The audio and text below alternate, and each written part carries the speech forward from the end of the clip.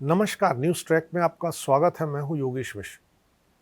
दुनिया में lab food का विस्तार अब केवल गिने चुने देशों या प्रयोगात्मक परियोजनाओं तक सीमित नहीं रह गया है, बल्कि यह एक वैश्विक प्रवृत्ति का रूप ले चुका है।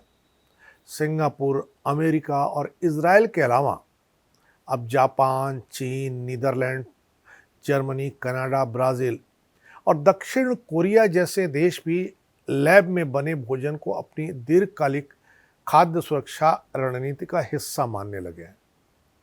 जापान में वैज्ञानिक सेल बेस्ड मछली, टूना और झींगा जैसे समुद्री उत्पादों पर काम कर रहे हैं ताकि ओवर फिशिंग और समुद्री पारिस्थितिकी को नष्ट होने से बचाया जा सके। चीन ने lab grown protein, synthetic meat और फर्मेंटेशन आधारित अंडा व दूध प्रोटीन को अपनी सरकारी रिसर्च प्राथमिकताओं में शामिल किया, क्योंकि वहां सरकार को भविष्य में भोजन की भारी कमी की आशंका है। यूरोप के कई देश, खासकर नीदरलैंड और जर्मनी, लैब मीट के साथ साथ प्लांट सेल से बने फल, सब्जियों और न्यूट्रिशन एनहांस्ड फूड पर काम कर रहे हैं, जहां उद्देश्य केवल पेट भरना नहीं बल्कि स्वास्थ्य केंद्रित भोजन विकसित करना भी है। इजराइल इस पूरे क्षेत्र में सबसे आक्रामक नवाचार करने वाले देशों में गिना जाने लगा है। यहाँ लैब में सिर्फ मीट और दूध की नहीं बल्कि शहद, अंडा, प्रोटीन, फैट सेल और यहाँ तक कि मछली की त्वचा और कोलेजन तक विकसित किए जा चुके हैं, जिन्हें पारंपरिक खाद्य पदार्थों से मिलाया जा सकता है।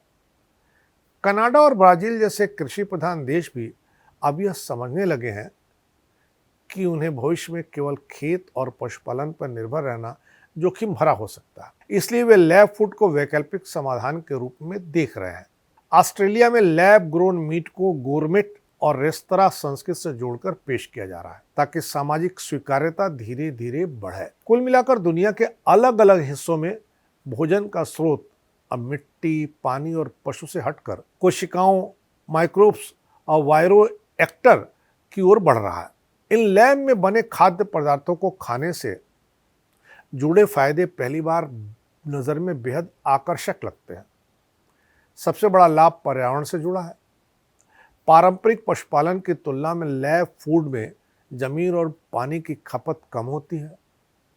यदि ऊर्जा नवीकरण स्रोत से आए तो कार्बन उत्सर्जन में भी भारी कमी होगी। जानवरों को पालने, दवाइयाँ देने, एंटीबायोटिक इस्तेमाल करने और फिर उन्हें मारने की आवश्यकता नहीं होगी, जिससे नैतिक और मानवीय दृष्टि से भी इसे बेहतर विकल्प माना जा रहा है। नियंत्रित लैब परिस्थितियों में भोजन बनने से संक्रमण, बैक्टीरिया और खाद्य जनित बीमारियों का खतरा भी कम हो सकता है। इसके अलावा वैज्ञानिक पोषण को नियंत्रित कर सकते हैं, जैसे कम सैचुरेटेड फैट, ज़्यादा प्रोटीन या विशेष पोषक तत्व जोड़ना, जो पारंपरिक भोजन में संभव नहीं है।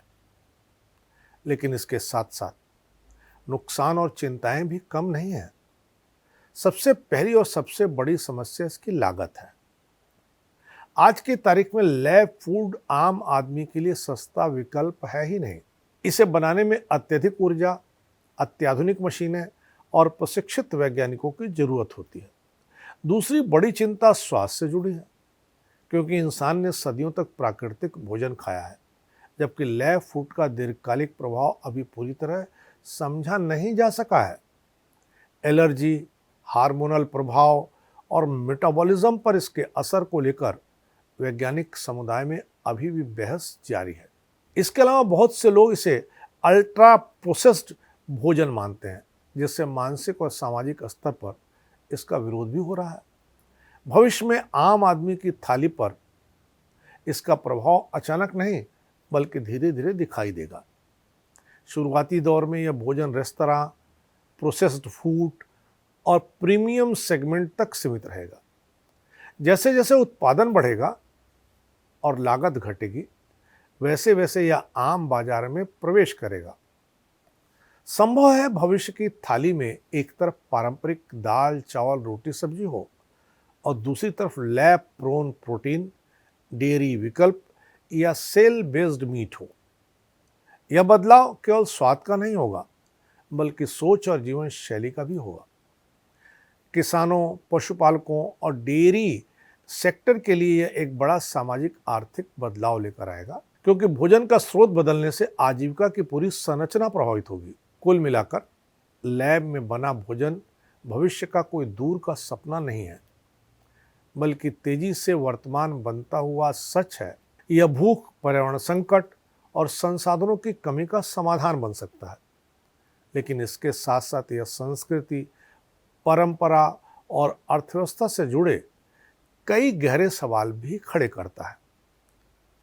आने वाले वर्षों में इंसान की थाली सिर्फ खाने की चीज से नहीं, बल्कि विज्ञान और समाज के संतुलन से तय होगी। यही कारण है कि लैब फूड को न तो अंधे उत्साह से अपनाया जा सकता है, न ही पूरी तरह इसे नकारा जा सकता है।